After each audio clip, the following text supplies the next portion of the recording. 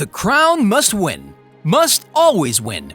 When that's the motto of a family, would you be surprised if we told you that the royal family has some secrets that they like to keep from their audience? And today we'll be exposing exactly those things that the cast and crew are trying to hide from the camera lens. From fake decor to fake props, we have it all. So don't swipe or click away, because here are the crown behind-the-scenes secrets. The fact is, the crown must win. Director Benjamin Caron was preparing to watch the audition tapes for the role of Camilla. They brought in Emma Corrin to just help them read for the part of Princess Diana, and he couldn't help but look at the little part of the screen where Emma was saying her lines. There was something about her that just told them this would be their Diana. And then, during the audition for Princess Diana, when Emma actually was supposed to get the role, the director told her about this idea of making this scene where Diana gets to sing a song from Phantom of the Opera. All the actress said was, "Okay," and then started to sing the song in front of a room full of strangers without music or anything. Talk about a jaw-dropping audition. Emma's audition is notorious.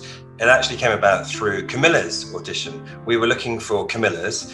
And if Princess Diana was just like the one in real life, the scenery in the show wasn't. Many times when the actors were running towards something or waving at someone, it was usually a green screen. Because they didn't want to spend the money and pay all of those extras to play the part, they would just create them on the computer and then paste them into the show. And this wasn't the only time they did it. For example, during the Prince of Wales investiture from 1969, there were a lot of green screens on the upper side of the steps, which they later used to make it seem like there were more people than there were in real life. Then there were the costumes and the props they used for the scene. Looking at the crown, we'd say that it wasn't the original, as this one looked like it was built from metal and then sprayed painted to make it look like gold. There was a lot of attention to detail in this scene, from the clothes to the movement, even to the way the actors carried themselves. Before we talk about CGI, don't forget to smash that like button. It keeps the almighty YouTube algorithm happy, and you keep getting these videos for free. Promise me that all you say is true. Since it's really difficult to get the lighting perfect when filming outside, they decided to film some of the scenes inside the studio. Not wanting to build all of those grandiose structures, they just settled for drawing them on a computer screen. Take a look at this first example. It's just a small building that's made to look massive with VFX. Or how about the palace where the queen entered with her car? It was just a doorway and a huge panel of green screen behind it. Every little detail that we saw there was added later, and it made us believe that this was actually a real-life building. Or how about all of these computer-generated audience members at the horse race? The royal wedding didn't look as grandiose behind the scenes either, as there were cameras everywhere. And how about faking the entire Victoria Memorial Monument? And oh boy, did they have a problem with planes, but more on that a little later. There's an entire research team and a phenomenal voice department. The actors from Season 3 have said that they never knew about all of the mistakes they made in their pronunciation at first, but when they got to work with the vocal coach for this movie, they quickly realized that they were making tons of mistakes when trying to speak like a proper British royalty. One actress even said that every letter she pronounced was wrong. Of course, since they want the show to be historically accurate with some additional drama sprinkled in, there had to be a massive research team behind the scenes, making sure that everything from the costumes to the characters to the factual history was right on point. They've got an amazing voice department here. Once you start going through it, you realise a kind of every syllable and every word. Helena Bonham Carter and Ben Daniels had an agreement before they even started shooting The Crown. You see, these two actors who play Princess Margaret and Anthony Armstrong Jones were constantly arguing in Season 3. Knowing that most of the actors would cower away from brutal insult scenes between the characters on the set, these two made a pact. You see, they knew there was going to be a lot of arguing, and they agreed that they would never take anything personally. They were very free to express themselves without hurting their co-stars' feeling, since they knew that this was just a job and anything they would say on the set would stay on the set. It was sort of a freeing experience, to be honest. Some actors will pull back, and neither of us do really. And I think we had that conversation very early on in there, on that bed. I think we both felt very safe. Here's what we mean. Almost all of the scenes where the royal family is boarding or getting off a plane were CGI. Why? Probably because the planes they used back in the day were no longer available, and they wanted to make their scenes to be as true to the original as humanly possible.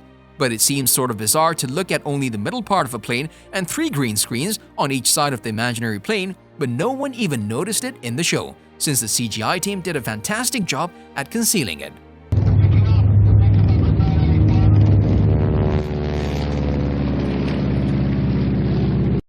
Whenever the show needed to recreate those huge public scenes, like the coronation of Queen Elizabeth II, a ton of research had to go into the show. We've already told you there's an entire floor of people working on research alone, but the costumes were a story on their own. You see, they paid very close attention to the costumes, they wanted every detail to be right, and they wanted this for one reason: trust. They wanted the audience to trust the crew did their research and they know what they're talking about. Just imagine if they messed up the costumes. This would tell the fans that the crew secretly didn't care about their own show and they would think that every detail is there just for the sake of drama. After all, scenes like the coronation are public record and anyone can have access to them. However, because they paid close attention, now the viewers saw them as the authority on the subject, and the scenes with the Queen behind closed doors, the arguments, the fights, the discussions, and all the other human aspects of this character, known as the Queen Elizabeth II, had more weight to them. They were easily believable, even though some of it was pure fiction, since no one had any way of knowing what the Queen was like in her private life.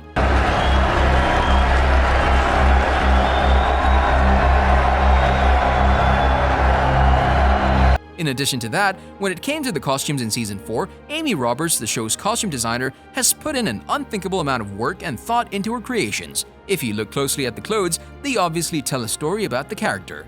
It's never about matching their clothing to the period that they're in, but it's actually more about creating a costume that will best describe the character's evolution throughout her season. You see that with Princess Diana, who in the beginning was dressing up like in colorful hand-knitted sweaters in the beginning, and at the end, she became the fashion icon that we all know her as. Another prime example would be the journey of Margaret Thatcher and her character evolution. Amy Roberts knew that this character paid very close attention to the clothes she wore, but the types of clothes she wore changed as the years went by. You see, we have Thatcher evolve from the rather playful pink dress she wore at the first dinner meeting with the Queen into the Iron Lady who only wore skirt suits with those broad shoulders, perfectly straight lines, and almost militaristic design inspired by the national colors of the red, white, and blue.